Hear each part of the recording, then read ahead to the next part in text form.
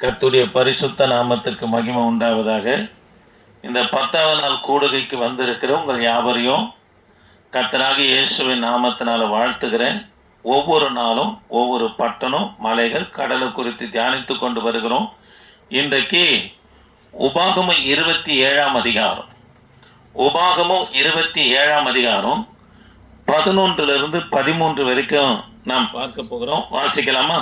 மேலும் அந்நாளிலே மோசே ஜனங்களை நோக்கி நீங்கள் யோர்தானை கடந்த பின்பு, நீங்க யோர்தானை கடந்த உடனே அவங்க கானான் தேசத்துக்குள்ள பிரவேசித்தலாம். யோர்தானை கடந்த பின்பு ஜனங்கள் ஆசீர்வதிக்கப்படும்படி கெரிசிம் மலையில் சிமியோன், லேவி, யூதா, இசக்கார், யோசேப்பு, பென்யமீன் என்னும் கோத்திரங்கள் நிற்க வேண்டும். சாபம் கூறப்படும் பொருட்டு ஏபால் மலையில் ரூபன், காத், ஆசேர், செபுலன், தான், நப்தலி என்னும் கோத்திரங்கள் நிற்க வேண்டும். சரி, கவனிக்கலாம். கர்த்தருடைய பிள்ளைகளே, இன்றைக்கு ஏபால் மலையை குறித்து தான் நாம் தியானிக்க போகிறோம். இந்த ஏபால் மலையிலிருந்து எதை கூறணும்? சாபத்தை கூற வேண்டும் என்று மோசனவன சொல்றார். ஏபால் என்று சொன்னா வெறுமை என்று பொருளாக இருக்கிறது. நம்ம இன்னைக்கு இந்த மலையை குறித்து தான் பார்க்க போகிறோம். தேவ பிள்ளைகளே, மோசவுடைய கடைசி பிரசங்கத்துல ரெண்டு மலையை குறித்து பிரசங்கம் பண்ணுகிறார். ரெண்டு மலையில ஒன்றான கெர்சிம் மலையிலிருந்து ஆசீர்வாதத்தை கூறணும். இது உபாகமம் 17ஆம் அதிகாரம் 12ஆம் வசனத்துல கெர்சிம் மலையில 6 கோத்திர பிரபுக்கள் நின்று யோர்தானை கடந்து போகிற அவர்கள் என்ன பண்ண ஆசீர்வதிக்க வேண்டும் என்று மோசே சொல்லுகிறத இந்த இடத்துல பார்க்கிறோம். தேவ பிள்ளைகளே, கெர்சிம் மலையில நிற்கிற ஆசீர்வாதத்தை கூறுகிற 6 கோத்திரம் சிமியோன், லேவி, யூதா, இசக்கர், யோசப்பு, பென்யமீன் நின்று ஆசீர்வாதத்தை கூறுகிற மலை கெர்சிம் மலை என்று பார்த்தோம். ஏபால் மலையிலிருந்து சாபத்தை கூறுவதற்கு 6 கோத்திர பிரபுக்கள் நம்ம நிற்கணும். இந்த மலையிலிருந்து எதை கூறணும்? சாபத்தை கூறணும். சாபத்தை கூறுகிற 6 கோத்திர பிரபுக்களுடைய பெயர் ரூபன், காத், ஆசேர், செபுலோன், தான், நப்தலி நின்று நம்ம சாபத்தை கூற வேண்டும் என்று சொல்லுகிறார். ஏபால் என்று சொன்னா இதற்கு வெறுமை என்று பொருளாக இருக்கிறது. தேவ பிள்ளைகளே, இந்த ஏபால் மலை எங்க இருக்குதுன்னா சீகம் பள்ளத்தாக்கு அருகாமல் இருக்கிற ஒரு மலைக்கு பெயர் தான் இந்த ஏபல் மலையாக இருக்கிறது.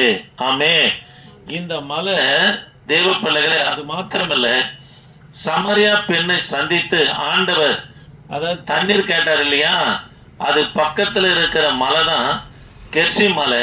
தேவ பிள்ளைகளே, இந்த மலையில நின்று நீங்க உபாகமும் 17ஆம் அதிகாரம் 15 26 வரைக்கும் வாசித்து பார்ப்போம்னா, அதாவது 12 சாபமான காரியங்களை குறித்து சொல்லிக்கின்னு வர்றார் மோசே. திரும்ப சொல்றேன், மோசவுடைய கடைசி பிரசங்கம் இதுதான். அவர் பண்ணும்போது சொல்றாரு, நீங்க யோர்தானை கடந்து போகும்போது கெர்சிம் மலையிலிருந்து 6 கோத்திரத்தார் ஆசீர்வாதத்தை கூறணும். ஏபால் மலையிலிருந்து அதாவது 6 கோத்திரத்தார் சாபத்தை என்ன பண்ணும் கூறணும்னு சொல்றார். தேவ பிள்ளைகளே, இங்க 15 உபாகமும் 27ஆம் அதிகாரம் 15 26 வரைக்கும் வாசித்து பார்ப்போம்னா 12 சாபங்களை குறித்து சொல்றார். முதல் சாபம் 15ஆம் வசனத்தை வாசிக்கலாமா? கர்த்தருக்கு அருவருப்பான காரியமாகிய தொழிலாளிகளுடைய கைவேலையால் செய்யப்பட்டதும் யாதொரு விக்கிரகத்தை உண்டு பண்ணி ஒளிபீடத்திலே வைக்கிறவன் சபிக்கப்பட்டவன் என்பார்களாக. கவனிங்க, முதல் காரியம், விக்கிரக ஆராதனை செய்கிறவன் சபிக்கணும்னு சொல்லி ஏபல் மலையில் இருக்கிறவங்க சாபத்தை கூற வேண்டும் என்று சொல்றார். தேவ பிள்ளைகளே, 15ஆம் வசனத்துல கர்த்தருக்கு அருவருப்பாய் காணப்படுகிற தொழிலாளருடைய கைகளால் செய்யப்பட்டதும் வார்ப்பிக்கப்பட்டதுமான யாதொரு விக்கிரத்தை உண்டு பண்ணி ஒளிப்பிடத்துல வைக்கிறவன் சபிக்கப்பட்டவன் அல்லேலூயா. அதனால ஆண்டவர் சொல்ற, அதாவது 10 பிரமாணங்கள்ல முதல் 2 பிரமாணத்தை 15ஆம் வசனத்தை சொல்றாரு. அதை உண்டு பண்ணுவோம், அதை நமஸ்கரிக்கிறவனுக்கு, அதாவது செய்யக்கூடாது என்று கர்த்தர் சொன்னார். அந்த 10 பிரமாணங்களை சொல்லப்பட்ட 2 பிரமாணம் தான் உபாகமும் 17ஆம் அதிகாரம் 15ஆம் வசனத்துல சொல்றாரு. விக்கிரக ஆராதனை செய்கிறது அது சாபத்துக்குரிய ஒன்றுங்க. இப்போ சொல்றாங்க, விக்கிரக ஆராதனை செய்யப்படுகிற அவங்களுடைய நிழலில் ஒதுங்கினாலும் சரி, பிற்பாடு அவங்க அந்த ஆராதனை பங்கெடுக்கிற காரியங்கள் யாதொன்றும் நம்முடைய எல்லைக்குள்ளும் வரக்கூடாது, அதை நமஸ்கரிக்கவும் கூடாது, அதை ஏறெடுத்து பார்க்கவும் கூடாது. அப்படி பார்த்தா அவங்கள ஏபல் மலையிலிருந்து என்ன பண்றாங்க, சாபம் வரும் என்று சபிக்கிறாங்க. அல்லேலூயா. பாருங்க, இரண்டாவதாக 16ஆம் வசனத்தை வாசிக்கலாமா? தன் தகப்பனையும் தாயையும் தூசிக்கிறவன் சபிக்கப்பட்டவன் என்பார்களாக ஜனங்கள் எல்லாரும் ஆமென் என்று சொல்ல கடவர்கள். அல்லேலூயா. பாருங்க, இரண்டாவது காரியம், அதாவது தன் தாயும் தன் தகப்பனையும் தூஷிக்கிறவன். இது மூலமொழியில என்ன சொல்லப்பட்டிருன்னா, தாயை தகப்பனை பார்த்து நீ ஏன் என்னை பெற்றாய் என்று சொல்லுகிறவனுக்கு ஐயோ என்று சொல்லப்படுகிறது. அதனால தாய் தகப்பனை பார்த்து நீ ஏன் என்னை பெற்ற அப்படின்னு கேட்கவும் கூடாது. அவங்களை தூஷிக்கிற காரியத்தை ஒரு மனுஷன், ஒரு பிள்ளை, ஒரு மகள் செய்வார்களானா அவங்கள குறித்து சொல்றாரு, அவங்க மேல என்ன வருமா, சாபம் வரும் என்று நம்ம சொல்லுகிறத பார்க்கிறோம். அல்லேலூயா. இது 10 கட்டளைகளில 5வது கட்டளை மீறுகிறவனுக்கு சாபம் வரும் என்று சொல்லப்படுகிறது. 26ஆம் வசனத்தை வாசிக்கலாமா? 26ஆம் வசனம்.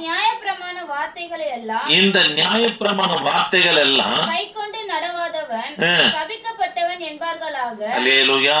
தேவ பிள்ளைகளே, 15ஆம் வசனத்திலிருந்து உபாகமும் 27ஆம் அதிகாரம் 15ஆம் வசனத்திலிருந்து 26ஆம் வசனம் வரைக்கும் 10 கட்டளைகளை கை கொள்ளாதவனுக்கு சாபம் வரும் என்று சொல்றார். இதுல 2 தான் பார்த்தோம். ஒன்று விக்கிரகாரனே, இன்னொன்று தாய் தகப்பனை தூஷிக்கிறவனுக்கு என்ன வரும், சாபம் வரும் என்று சொல்லி பார்த்தோம். கடைசியா சொல்லும் போது சொல்றாரு, இந்த 10 கட்டளை, அதாவது 15லிருந்து 26 வரைக்கும் 10 கட்டளை கை கொள்ளாதவன், இததான் 26ஆம் வசனத்தை சொல்றாரு, நியாயப்பிரமாணத்தை கை கொள்ளாம நடக்கிறவனுக்கு சாபம் வரும் என்று சொல்லுகிறார். அல்லேலூயா. அதனால தேவ பிள்ளைகளை, கர்த்தர் சபையில என்ன வார்த்தை பேசுகிறாரோ, அல்லது வேதத்தை கையில ஏந்தி படிக்கிற நம்மிடத்துல கர்த்தர் என்ன வார்த்தையில இடம்பெறாரோ படிக்கிறோமோ, இதை மீறி நடக்கும்போது பாருங்க, உங்களை யாரும் சபிக்க தேவை, நாமளே சாபத்தை தேடிக்கொள்ளுகிற பிள்ளைகளா இருக்கிறோம். ஆமே. அல்லேலூயா. கவனிங்க, இதுல குறிப்பா உபாகமும் 11ஆம் அதிகாரத்துக்கு வந்துடலாமா? உபாகமும் 11ஆம் அதிகாரம் 26லிருந்து 27 வரைக்கும் வாசித்து போனா குறிப்பா 2 காரியத்தை மோசே சொல்றாரு பாருங்க. இன்று நான் உங்களுக்கு முன்பாக ஆசீர்வாதத்தையும் சாபத்தையும் வைக்கிறேன். இன்று நான் உங்களுக்கு கற்பிக்கிற உங்கள் தேவனாகிய கர்த்தரின் கற்பனைகளுக்கு கீழ்ப்படிந்தீர்களானால் ஆசீர்வாதமும், உங்கள் தேவனாகிய கர்த்தரின் கற்பனைகளுக்கு கீழ்ப்படியாமல் இன்று நான் உங்களுக்கு விதிக்கிற வழியை விட்டு விலகி நீங்கள் அறியாத வேற தேவர்களை பின்பற்றுவீர்களானால் சாபமும் வரும். அல்லேலூயா. கவனிக்கலாம் பாருங்க, குறிப்பா மோசே என்ன சொல்றாருன்னா, சாபம் எதனால வருதுன்னு 2 காரியத்தை குறித்து சொல்றார். உங்களுக்கு முன்பாக 2 வழியை வைக்கிறேன், ஒன்று சாபம், இன்னொன்று ஆசீர்வாதம். நீ எதை தெரிந்து கொள்ள போகிறன்னு சொல்லி இஸ்ரவேல் ஜனங்களை பார்த்து கேட்டுட்டு, ஒன்று தேவ பிள்ளைகளை கர்த்தருடைய வார்த்தைக்கு கீழ்ப்படினாலும் சாபம் வரும், 2வது விக்கிரக ஆராதனை செய்தாலும் சாபம் வரும் என்று சொல்றார். இந்த 2 வார்த்தையும், அதாவது அடிக்கடிக்கு மோசே இஸ்ரவேல் ஜனங்களை பார்த்து சொல்லிக்கினே வருவார். தேவ பிள்ளைகளை, கர்த்தரை ஆராதிக்கிற ஒவ்வொரு தேவ பிள்ளைகளுக்கும் என்ன காணப்படனா கீழ்ப்படிதல் இருக்கணுங்க. 2வது விக்கிரக சம்பந்தப்பட்ட, அதாவது தொழிலாளி கைகளினால செய்யப்படுகிற விக்கிரகமா இருக்கட்டும், அவர்களால் வார்ப்பிக்கப்படுகிற, அதாவது உருக்கி அச்சில ஊத்தி டையில ஊத்தி எடுக்கிறாங்க பாருங்களா, அதுக்கு தான் வார்ப்பிக்கப்பட்டது. இதை வணங்குறவர்களுக்கு என்ன வந்துருமா, சாபம் வரும் என்று சொல்றார். இந்த 2 காரியமும் மோசே வலியுறுத்தி இந்த இடத்துல சொல்லுகிறத பார்க்கிறோம். ஆமென். அதே 28ஆம் அதிகாரம் உபாகமத்துக்கு வந்தோம்னா 1 28ஆம் அதிகாரம் 1 15 வரைக்கும் வாசித்து பார்ப்போம்னா, இன்று நான் உங்களுக்கு விதிக்கிற கர்த்தருடைய கட்டளையின்படி நீங்க செய்ய கவனமாக இருந்து அதுக்கு செவி கொடுப்பீர்களானா பூமியில் உள்ள சகல ஜனங்களில நீ எப்படி இருப்பியா? மேன்மையாக கர்த்தர் வைப்பார் என்று சொல்லிட்டு என்னென்ன ஆசீர்வாதம் இருக்குன்னு சொல்லி 14ஆம் வசனம் வரைக்கும் சொல்றார். 15 பாருங்க, கடைசி வசனம் என்னமா வருது? கடைசி வசனம் 68 வசனம் வரைக்கும், 15 68 வரைக்கும் கர்த்தர் விதிக்கிற கட்டளையின்படி நடக்கல, கை கொள்ளன்னா, கீழ்ப்படியலன்னா சாபம் வரும் என்று நம்ம சொல்றார். இதுல 28ஆம் அதிகாரத்துல 3 முறை இஸ்ரவேல் ஜனங்க கானானை விட்டு வெளியேறுவார்கள் என்று தீர்க்க தரிசனம் சொல்லப்படுது. இந்த 3 முறையும் நடந்துச்சுங்க. அல்லேலூயா. அதனால தேவ பிள்ளைகளை, ஆண்டுடைய பிள்ளைங்க கர்த்தருடைய வார்த்தைக்கு என்ன பண்ணும்? கீழ்ப்படினோம். விக்கிரக சம்பந்தப்பட்ட ஆராதனை ஒன்றும் நம்முடைய வீட்டுக்குள்ளும் சரி நமக்குள்ளும் சரி வரவே கூடாது. ஐயா, கையினால செய்யப்பட்டு தான் விக்கிரக ஆராதனையா? அது மாத்திரம் இல்லைங்க, பொருளாசை என்னும் விக்கிரகம். பாருங்க, எந்த காரியத்தையும் கர்த்தருக்கு மேல நம்ம கொண்டு வரவே கூடாதுங்க.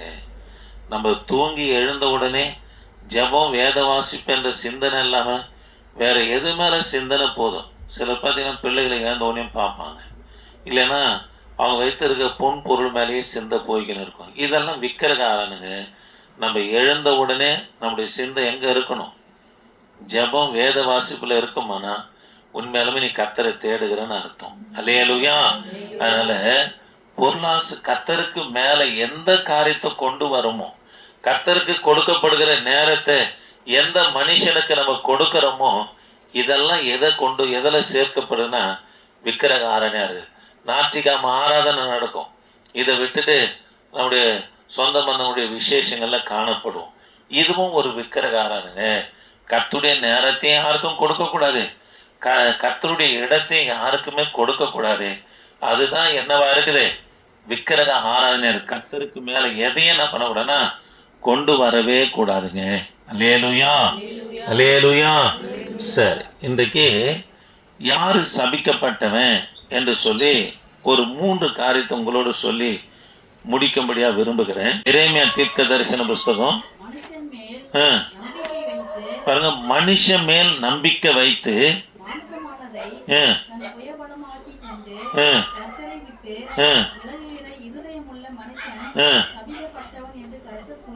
அல்லேலூயா. தேவ பிள்ளைகளே, முதல் காரியம், கர்த்தரை விட்டு விலகுகிற இருதயம் உள்ளவன் யாருன்னா சபிக்கப்பட்டவன் என்று சொல்லுகிறார். ஆமென். பாருங்க, மனுஷன் மேல் நம்பிக்கை வைத்து மாம்சமானதை புயபாலமாக்கி கொண்டு கர்த்தரை விட்டு விலகுகிற இருதயம் உள்ள மனுஷன் சபிக்கப்பட்டவன் என்று கர்த்தர் சொல்லுகிறார். அவங்க எப்படி இருப்பாங்கன்னு சொல்லி 6ஆம் வசனத்துல சொல்றாரு. பாருங்க, அவன் அவாந்திர வழியில கரலையாய் போன செடியை போல இருந்து நன்மை வருவதை காணாமல் வனாந்தரத்தின் வறட்சியான இடங்களில் குடியில்லாத ஓர் நிலத்துல தங்குவான் என்று சொல்றார். தேவ பிள்ளைகளை கவனிக்கலாம்.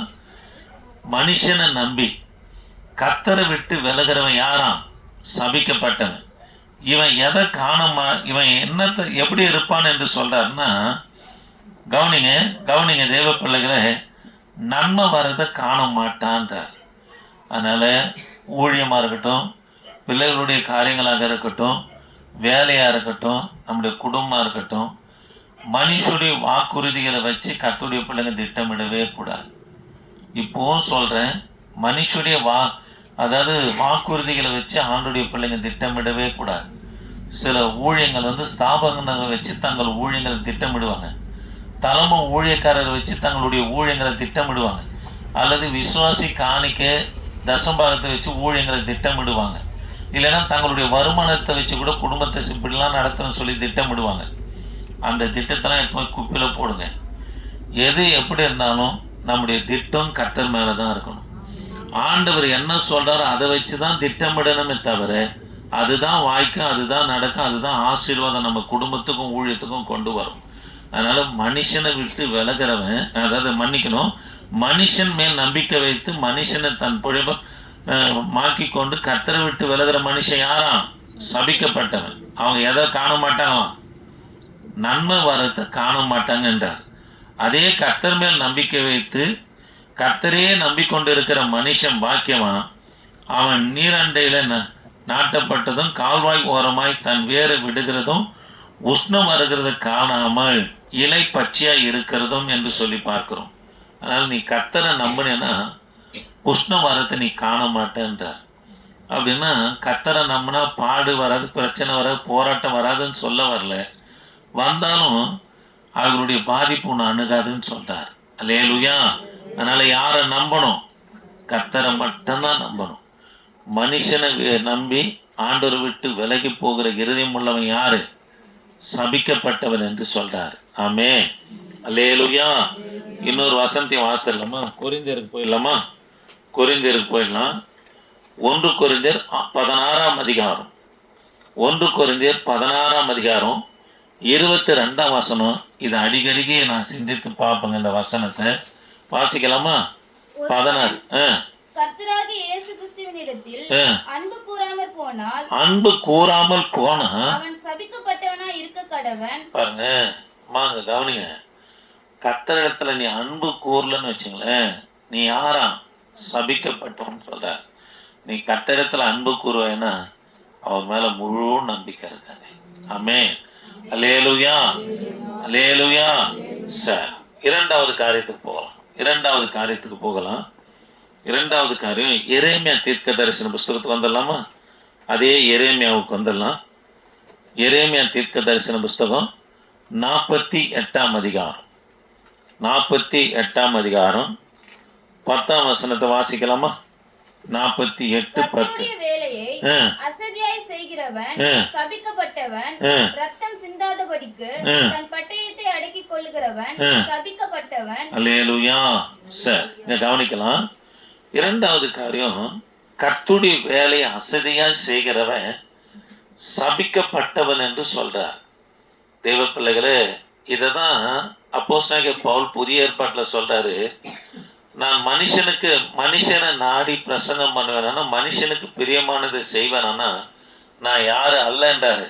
தேவனுடைய ஊழியக்காரன் அல்ல என்று நம்ம சொல்றார். ஆக தேவ பிள்ளைகளே, தன் வேலையை அசதியா செய்கிறவன் அவன் யாரா? கர்த்தருடைய வேலையை அசதியா செய்கிறவன் சபிக்கப்பட்டவன், ரத்தம் சிந்தாதபடி தன் பட்டயத்தை அடக்கி கொள்ளுகிறவன் சபிக்கப்பட்டவன் என்று சொல்றார்.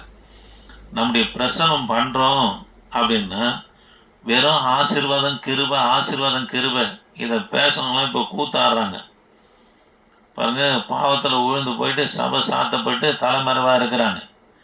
அதனால ஆசீர்வாதம் கிருபை மாத்திரம் இல்லை, கடிந்து கொள்ளுதல் தான் உனக்கு எண்ணத்தை கொடுக்குமா?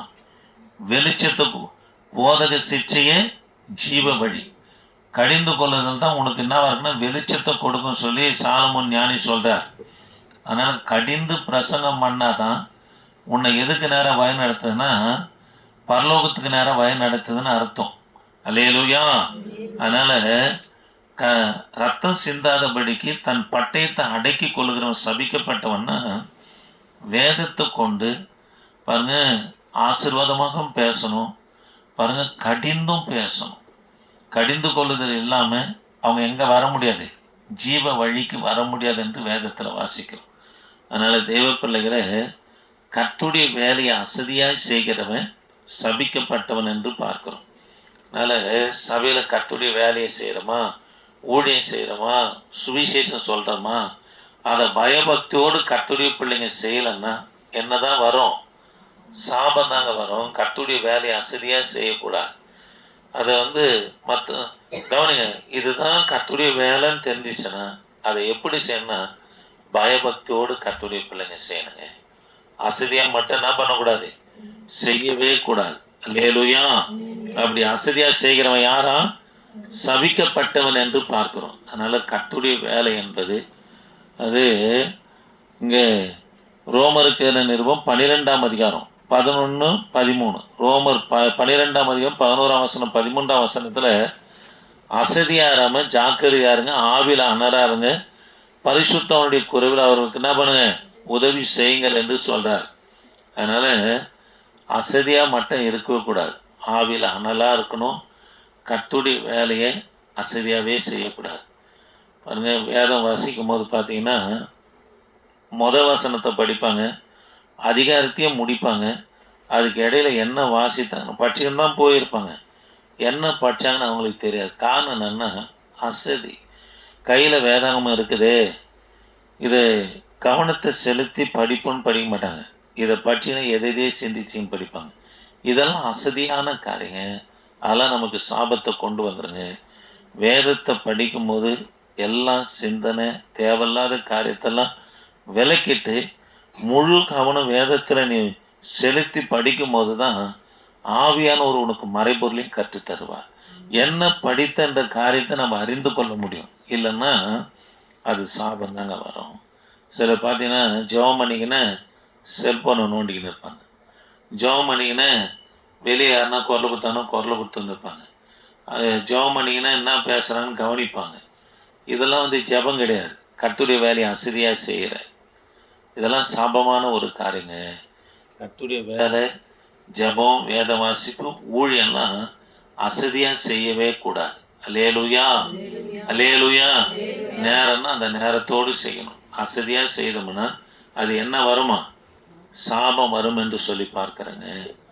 பாருங்க, ஆண்டவர் பார்த்துங்கிறாருங்க. எங்கள் சபையில் அதாவது ஆண்டவரை ஏற்றுக்கொண்டோன்னே, ஏசப்பா எனக்கு தெரிஞ்ச வேலை சர்ச்சை பெருக்கி பாய் போகிற ஆண்டவரே, தண்ணீரை எடுத்து வைக்கிறேன் குடிக்கிறதுக்கு, சில வேலை தான் சேருன்னு சொல்லி கர்த்தருடைய வேலைக்கு ஒப்பு கொடுத்தேன். 13 வருஷம் ஆண்டுடைய தேவையினால 13 வருஷம் ஒரு நாள் தவறாமல் செய்யும்படி கர்த்தர் உதவி செய்தாங்க. ஆமாங்க, நான் அதுக்காக ஜெபம் பண்ணுங்க. ஏசப்பா இன்னைக்கு செய்தேன்னா அதுக்காக ஸ்தோத்திரம், நாளைக்கு செய்ய எனக்கு கிருபை தாங்கப்பா அப்படின்னு சொல்லி ஒரு நாளும் அந்த வேலையை விட்டதே கிடையாதுங்க. அதனால் நம்ம கர்த்தருடைய வேலையை அசதியாக செய்யக்கூடாதுங்க. அது ஆண்டுடைய வேலைங்க. அது அது உங்களிடத்தில் நான் அதிகமாக பார்க்குறேன், அசதியை பார்க்குறேன். அது எனக்கே வேதனை இருக்குது, கர்த்தருக்கு எவ்வளோ இருக்கும். அதனால் நம்ம கொடுக்கப்பட்ட வேலையை மனுஷனுக்கென்று பாராமல் நான் கர்த்தருக்கென்று பார்க்குறேன்ற ஒரு பயத்தோடு, ஆண்டவர் என்னை பார்க்குறாரு, நான் ஆண்டுடைய ஊழியத்தை செய்கிறேன், எனக்கு கொடுக்கப்பட்ட சபையில் வேலையை செய்கிறேன்னு சொல்லி பயத்தோடு என்ன பண்ணணும், கர்த்தர் பார்க்கிறார் என்ற பயத்தோடு செய்யணும். அப்படி இல்லைன்னா அசட்டத்தனை தான் நமக்கு வரும். ஆமே. சரி, மூன்றாவது காரியம் மல்கியா தீர்க்க தரிசன புஸ்தகம். மல்கியா தீர்க்க தரிசன புஸ்தகம் 1ஆம் அதிகாரம் 14ஆம் வசனத்தை வாசிக்கலாமா? 1ஆம் அதிகாரம் 14ஆம் வசனம். மந்தையில் கடாய் இருக்கையில் கெட்டு போனதை ஆண்டவருக்கு நேர்ந்து கொண்டு பலியிடுகிற கபடஸ்தன் சபிக்கப்பட்டவன். பாருங்க, கபடஸ்தன் சபிக்கப்பட்டவன் சொல்றாரு. மந்தையில கடாய் இருக்குது, நல்லது இருக்குது, ஆனா கெட்டு போனது, கண்ணு போனது, காலு போனது, கை போனது கொண்டு என்ன பண்ணுங்கன்னா பலி செலுத்துகிறவன் அவன் யாரும் சபிக்கப்பட்டவன் என்று சொல்றார். தேவ பிள்ளைகளே, ஆண்டவருக்கு எப்பவுமே முதலிடம் கொடுக்கணுங்க. ஆமாங்க, கர்த்தருக்கு முதலிடம் கொடுக்கணும். கர்ப்பம் திறந்து பிறக்கிறது, அது ஆணோ பெண்ணோ, அது யாருடையது? கர்த்தருடையதுங்க. அதனால தான் மேய்ப்பருங்க என்ன பண்ணாங்கன்னா மந்தையை காத்துக்கணுந்தாங்கன்னு சொல்லி மத்தேயு சுவிசேஷ புத்தகம் 22ஆம் அதிகாரத்தில் இந்த கிறிஸ்மஸுக்கு உங்களுக்கு சொல்கிறேன், கவனிக்கலாம். மந்தையை 2 காரணத்துக்காக காத்துக்கணுன்னாங்க. அதில் ஒன்று என்னன்னா, பாருங்க, இப்போ மந்தை இருக்குது, ஒரு ஆடு 3 குட்டி போடும், 2 குட்டி போடும், 1 குட்டி கூட போடும். அந்த நிற மாதம் இருக்கிற அந்த ஆடு எந்த குட்டி குட்டி போகிறதுன்னு சொல்லி பார்த்துக்கினே இருப்பாங்க. இரவும் பகலும் அந்த மேய்ப்பம் பார்த்துக்கினே இருப்பான். ஏன்னா போடுற குட்டி என்ன பண்ணுவோன்னா, அது கீழே விழும்போது அதை என்ன பண்ண கையில் ஏந்திக்கும். ஏன்னா கீழே விழுந்தால் கையோ காலோ ஊனமாயிடும். அதை பிடிச்சி அது என்ன பண்ணால் கந்த துணியெல்லாம் என்ன பண்ணால் சுட்டிடுவான். காரணம் என்னன்னா, அது கீழே வந்த பிற்பாடு, பூமிக்கு வந்த பிற்பாடு வெளிச்சத்தை பார்த்தோனையும் பயத்தில் அங்கே இங்கே ஓடி என்ன பண்ணால் அது இடித்து கை கால் என்ன பண்ணால் உடையும் அதுக்கு. அதனால் அது விழும்போது கர்ப்பம் திறந்து விழும்போதே என்ன பண்ணால் அதை கையில் ஏந்தி அதை சுத்தப்படுத்தி துணினால் என்ன பண்ணால் சுட்டிடுவோம். காரணம் என்ன, அது யாருக்கு? கர்த்தருக்கு. ஆமே. அப்போ இந்த பிரமாணத்தெல்லாம் மேய்ப்பருங்க கை கொண்டாங்க. அதாவது பெத்லகேம்ல இருக்கிற ஆடுகள் தான் எருசலேம்ல பண்டிகைக்கு எதுக்கு வரேன்னு சொன்னா பலிக்கு வருகிற ஆடு. அப்போ தேவ பிள்ளைகளை, கர்த்தருடைய பிள்ளைங்க மந்தியில கடை இருக்கையில, அதாவது கர்த்தருக்கு எதை கொடுக்குறாங்களாம்? கெட்டு போனது நேர்ந்து கொண்டு பலியிடுகிற கபடஸ்தன் யாராம்? சபிக்கப்பட்டவன் என்று ஆண்டவர் சொல்றாருங்க. ஆண்டவருக்கு எப்பவுமே தரமானது கொடுக்கணுங்க. அல்லேலூயா. நம்ம வீட்டில் மரமோ செடியோ கொடியோ காய் காய்க்குதுன்னு வச்சுங்களேன், அதில் முதல் தரமானதை எடுத்து கத்தரை வைக்கும். உங்கள் வீட்டில் வாழைப்பழம் தார் விடுதுன்னு வச்சுங்க, மேல் பாகத்தெல்லாம் எடுத்துக்கு கீழே அடியில் நெசிங்க போயிருக்கு பேர் இங்கே எடுத்துன்னு வந்து இப்போ அதுலேருந்து சாராக ஓடிங்க இருக்கும். அது மாதிரிலாம் செய்யவே கூடாதுங்க. ஆண்டவருக்கு முதலிடம் கொடுக்கணுங்க. அல்லேலூயா. அதுக்கு செய்யாமையே இருக்கலாம். உங்களுக்கு ரொம்ப சந்தோஷமாயிட்டு இருக்குமே, பா ஓஞ்சிற அந்த பிரமாணத்துலேருந்து நான் விடுதலையாக்கப்பட்டேன் சொல்லுவீங்க. கவனிங்க, கர்த்தருக்கு எப்பவுமே முதலிடத்தை தாங்க கொடுக்கணும். அல்லேலூயா. முதல்ல கர்த்தருக்கு தான் செய்யணும். அப்படி செஞ்சு பாருங்க, உங்க சந்ததியே கர்த்தரை ஆஸ்வதிப்பாருங்க. அல்லேலூயா. சரி, ஆக தேவ பிள்ளையில 3 காரியங்களை குறித்து பார்த்தோம். ஒன்று, கர்த்தரை விட்டு விலகிற இருதயம் உள்ள மனுஷன் சபிக்கப்பட்டவன் என்று பார்த்தோம். கர்த்தரை விட்டு விலகிற இருதயம் உள்ள மனுஷன் யாராம்? சபிக்கப்பட்டவன். 2வது, கர்த்தருடைய வேலையை அசதியா செய்கிறவன் சபிக்கப்பட்டவன். 3வது, கெட்டு போனது தேவனுக்கு பலியிடுகிறவன் சபிக்கப்பட்டவன் என்று சொல்லி பார்க்கிறோம். அதனால ஆண்டவருக்கு செய்யறத நேர்த்தியா செய்யணுங்க. அப்படி செஞ்சாதாங்க நமக்கு ஆசீர்வாதம். அல்லேலூயா. அல்லேலூயா. அததான் மேய்ப்பருங்க அந்த குட்டியை கையில ஏந்துவாங்க. அவங்க இடத்துல தான் சொல்றாரு, உங்களுக்காக தாவீதின் ஊர்ல ரட்சகர் பிறந்து இருக்கிறாரு. ஏன் செய்தி அவங்களுக்கு போகுதுன்னா, இனிமேல்ட்டு நீங்க மந்தைகளை எது முதல்ல போடுதுன்னு பார்க்க தேவையில்லப்பா, இடுதுன்னு ஈண்டுகிறது என்று நீங்க பார்க்க தேவையில்ல. காரணம் என்னன்னா, இனி உலகத்தின் பாவங்களை சுமந்து தீர்க்க போகிற ஒரே பலி ஆடுல கிறிஸ்து பிறந்துட்டார். இனி நீங்க மந்தையை காக்க வேண்டியதில்லை. போய் பாருங்க, அவர் எதில் சுற்றப்பட்டு இருக்கோம், துணியில சுட்டப்பட்டு முன்னணையில கலத்து இருப்பதை நீங்க பார்ப்பீர்கள் என்று ஆண்டவர் சொல்றார். அதனால தேவ பிள்ளைகளே, ஆண்டவருக்கு முதல் தரமானதை கொடுக்கணுங்க. அல்லேலூயா. எதை கொடுக்கணும்? முதல் தரமான. சும்மா சொல்றேன், சும்மா இல்லை, நிஜமாக சொல்றேன். உங்க வீட்டில் ஒரு ஆடோ மாடோ பலவனமா இருக்குது, ஆண்டவர் இது போயிச்சா கர்த்தருக்கு தருவன்னு பொருத்தனை பண்ணக்கூடாது. ஏசப்பா நான் நல்லதை தரேன், இதை சுகமாக்குன்னு சொல்லி அது சுகமாயிடும். நீங்கள் அதுமாரி பண்ணீங்க, ஒரு மாடுனா போயிச்சிருக்குதா, ஆடு போயிச்சிருக்குதா கேட்குறேன். கஷ்டம் தான், எதனா 1 2 நடந்திருக்குமே தவிர நடக்காங்க. ஆண்டவருக்கு எப்பவுமே தரமானதை கொடுக்கணுங்க. எங்கள் சபையில் ஒருத்தர் செஞ்சார், மதுரையில் சபையில் ஒருத்தர் செஞ்சார். அவங்க பையனுக்கு கொஞ்சம் ஒரு மாதிரி சுயாதீனம் இல்லாதவனாக இருந்தான். அவனுக்கு கூட்டம் அந்த ஐயா, நான் இவனுக்கு ஊழியத்துக்கு ஒப்பு கொடுக்க போகிறேன்னு எங்கள் ஐயா கிட்ட சொன்னோன்னே, இவனுக்கு கொடுக்காதப்பா, உன் மூத்த பையனுக்கு கொடு அப்படின்னாரு. ஏன்? முதல்ல கர்த்தருக்கு முதல் தரமானதை செய்ப்பா அப்படின்னாரு. நல்லா படிக்கிற பையனை ஊழியத்துக்கு ஒப்பு கொடுத்தாருங்க. அவனுக்காட்டில் இவனுக்கு கர்த்தர் மேன்மையாக்கிட்டாருங்க. அங்கே புத்தியே சுயாதீனம் இல்லாதவனை கர்த்தர் மாற்றினாருங்க. இவனை வச்சு ஆண்டுடைய நாமத்தை தூஷிக்க வைக்காதப்பா, நீ நல்லதை செலுத்தினா கெட்டு போனையும் கர்த்தர் நல்லதை ஆக்கிடுவாருன்னார். இதெல்லாம் பார்த்து வளர்ந்ததுனால தான் ஆண்டவருக்கு முதலிடம் கொடுக்க கர்த்தர் எங்களுக்கு உதவி செய்தார். ஆமென். முழங்கால் படியலாம், முழங்கால் படியலாமா? கர்த்தரை நோக்கி பார்க்கலாம், கர்த்தரை நோக்கி பார்க்கலாமா? தேவ கிருபையே நாங்கள் உம்மை துதிக்கிறோம். பரிசுத்தம் உள்ளவரே நாங்கள் உம்மை துதிக்கிறையா. பரலோகத்தின் தேவனே நாங்கள் உம்மை துதிக்கிறையா. இம்மானுவேலரே நாங்கள் உம்மை துதிக்கிறோம்.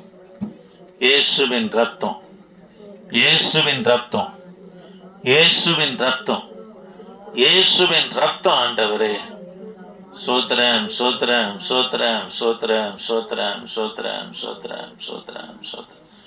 ஜெபிக்கலாம். கிருபை தேவனே நாங்கள் உம்மை துதிக்கிறோம். வந்ததான ஒவ்வொரு பிள்ளைகளுக்காக நன்றி செலுத்துகிறையா. வந்த பிள்ளைகளை ஆசீர்வதிங்க ஆண்டவரே, வந்த பிள்ளைகளை ஆசீர்வதிங்க ஆண்டவரே.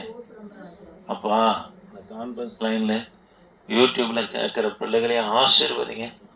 தொடர்ந்து உமது பிரசன்னம் எங்களோடு இருக்க உதவி செய்யுங்க.